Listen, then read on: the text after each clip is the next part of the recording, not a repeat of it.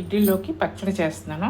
ఏంటంటే టమాటో, పచ్చిమిరపకాయలు, కొత్తిమీర, అల్లం వెల్లుల్లిపాయలు, కొద్దిగా కొబ్బరి ముక్క, ఒక ఆనియన్ మాత్రం పచ్చిది వేసుకోవాలి. ఇంకా నెక్స్ట్ ఏంటంటే కొద్దిగా చుక్కకూర.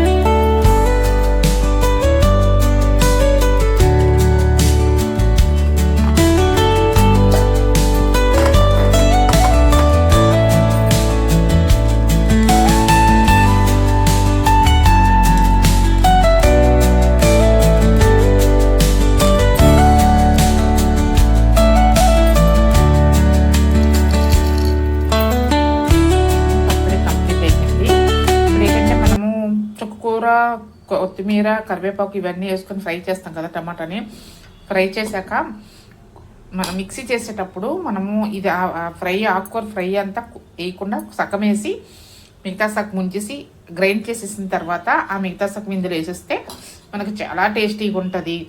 రైస్లోకైనా బాగుంటుంది, అట్లాగే టిఫిన్లోకైనా బాగానే ఉంటుంది. ఏంటంటే చుక్కకూర కాబట్టి అది తొందరగా మెత్తగా అయిపోద్ది. అందుకని మనము గ్రైండ్ చేయకపోయినా పర్వాలేదు, సగం ఇందులో చేసుకొని గ్రైండ్ చేసి సగం వదిలేసి చట్నీ అయిపోయిన తర్వాత కలుపుకుంటే చాలా టేస్టీగా ఉంటుంది. నేను చెప్పేదని కాదు, మీరు ఒకసారి ట్రై చేయండి. మళ్ళీ ఇదే చేసుకోవాలనిపిస్తుంది మీకు. ఓకే.